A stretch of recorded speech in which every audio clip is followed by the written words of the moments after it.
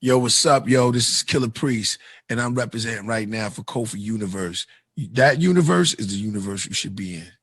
YouTube salute, man. Wu-Tang Clan producer True Master, y'all, files wrongful imprisonment lawsuit against New York City. And let's talk about it. If you're new to my channel, thumbs up the video. Hit the subscribe button. Click the bell icon to be notified when I upload new content and go live.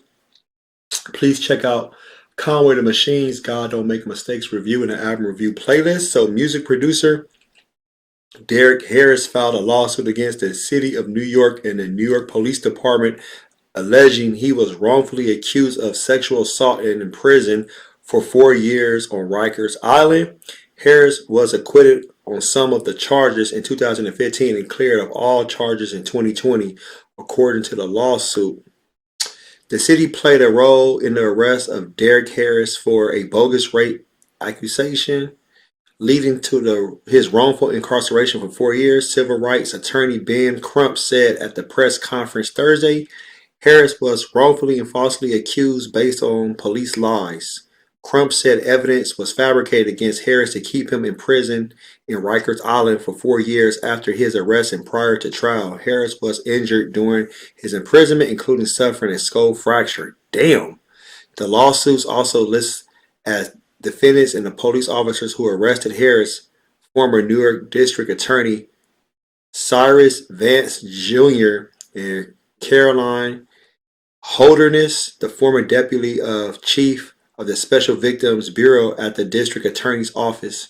The NYPD declined to comment because they said they had not been served with the lawsuit.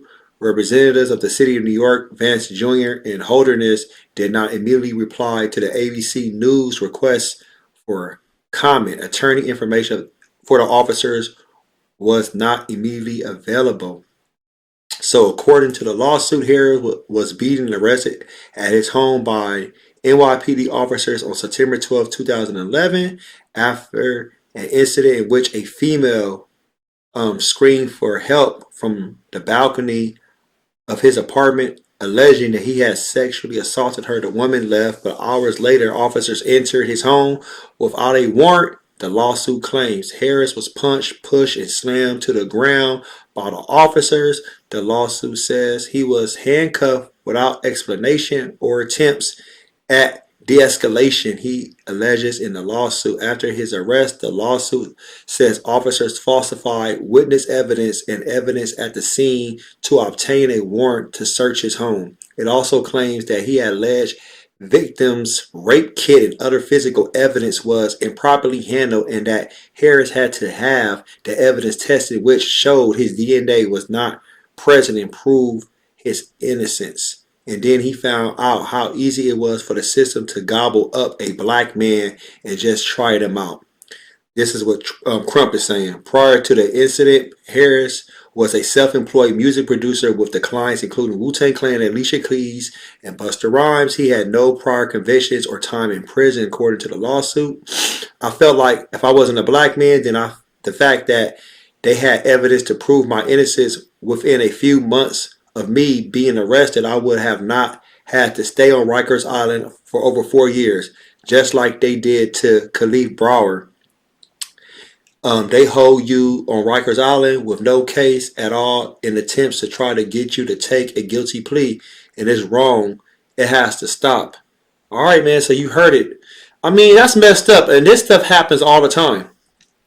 This stuff happens all the time, you know, especially when you have, innocent black men going through stuff like this. It's easy for somebody to, say he did this and he did this to me, whatever. Now, don't get me wrong.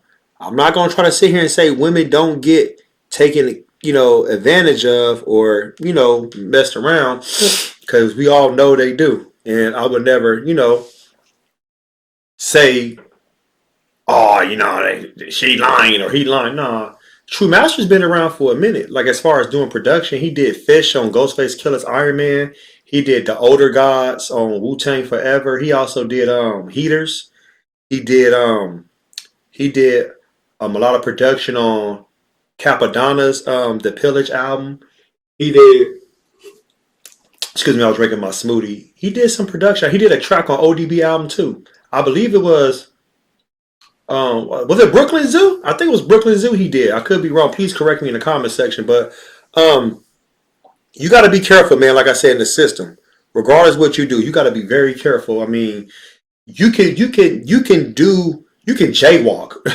They gonna say you broke into a store. Like they're gonna always throw more on it. You know, they're never gonna just be like, here's your crime. This is what you did. That's why you gotta make sure all your T's are crossed and your I's are dotted. Because if not, you gonna go down. And I hope he wins too. True Master, man. I was curious and wondering like where the hell True Master been at? Because I didn't hear him on the last Wu-Tang album that came out in what 2017, and I didn't hear him on no other albums like the Raekwon album that came out in 15? Was it 2015, 2014? That Fila album.